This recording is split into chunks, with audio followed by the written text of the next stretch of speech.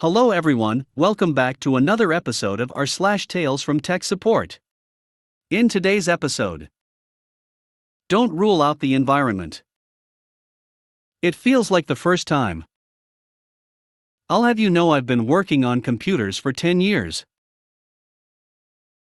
Before we get started, make sure to subscribe so you will never miss a video. So let's get started. Don't rule out the environment. This tale goes back to the early 90s. I'd been working for an IT consulting company. Back then it was Novell lawns and PCs with 386 and 486 processors. One of the new clients decided they would upgrade their older computers. We went with the popular brand and considered the best back then of compact desktop computers. They had purchased about 6 of them through us, and we installed them with no issues. About a week or two after the install, one of the users reported they were randomly losing their mouse. Someone was sent on site to troubleshoot. This occurred multiple times over the course of a month or so. Each time the standard troubleshooting was done, and the next step beyond each time. Some of what was done: replace the mouse a few times, reinstall mouse drivers a few times, reinstall the OS at least twice, replace the motherboard, until we replaced the entire PC and still randomly lost the mouse function. We were at our wits' end and out of ideas. We were baffled how we could replace the entire PC and still have the same issue. We were beginning to think the user was being haunted. One of our employees who did software support mostly chimed in and asked if we knew about the FCC label. The what? He stated nearly every device that emits signals gets FCC approval. Now back then there were no wireless mice, just wired mice, so we were still confused. He clarified we need to look at what's around the PC that could be causing EMF interference. On the next visit, when the issue was reported, I looked at his desk. I see the mouse cable going from the back to the right side of the PC to the front. On the right of the PC is his phone, and within a couple of inches of the PC. An old style that was likely installed back in the late 70s or early 80s.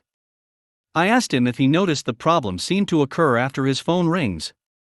He says, well, sometimes, but most times it does not happen after his phone rings.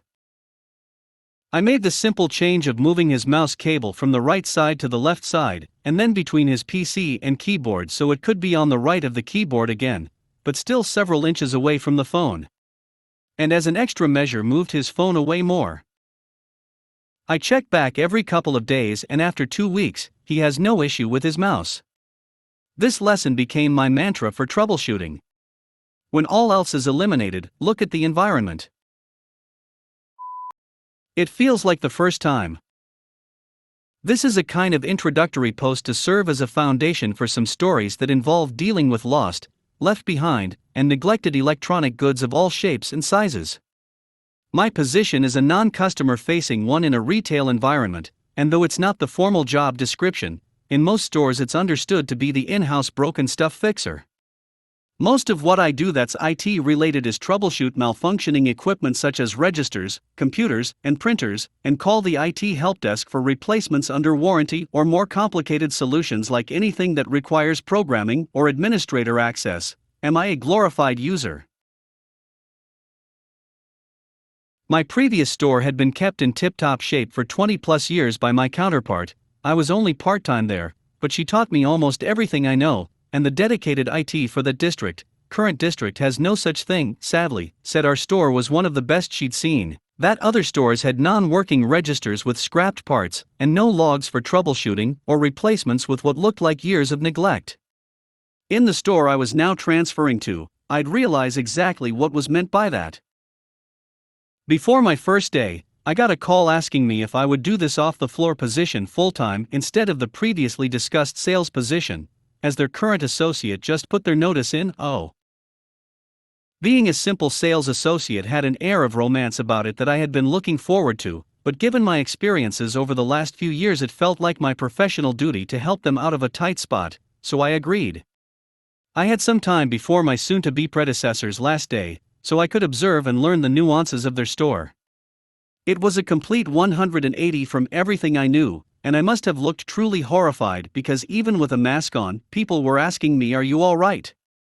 I'll spare you the non-IT details, but my first few weeks were largely focused on correcting a lot of standard practices that were not being followed, for sake of not getting fired if basically anyone decided to do an audit. One of the very first things I did do though was a quick sweep across the front end to identify and put in tickets for any non-working skin guns, pin pads, printers, cash registers, etc. This turned out to be a good decision because it earned me instant rep as someone dependable among the associates who had been putting up with issues for years.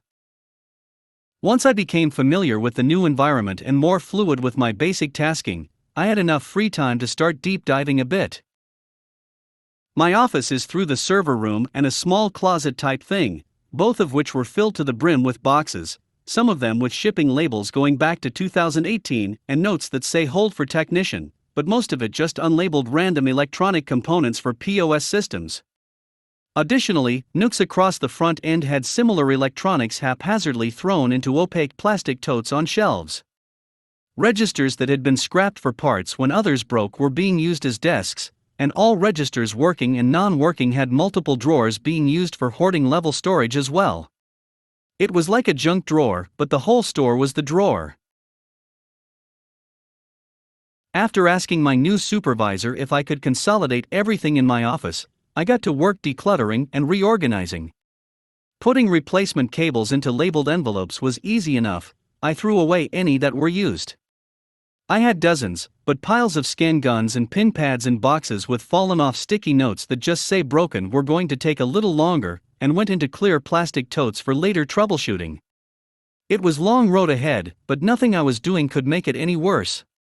Sometimes I wonder how many thousands of dollars the store lost in warranty replacements not sent back over 2 years or more. No matter how exhaustively I search, to this day, the occasional thing from the before time is appearing out of nowhere. Most of the stories I have that are centered around a single incident are to do with said appearing things, particularly the ones that are large in scope or endlessly problematic. I hope you enjoy my stories to come as much as I enjoy recounting them. I'll have you know I've been working on computers for 10 years.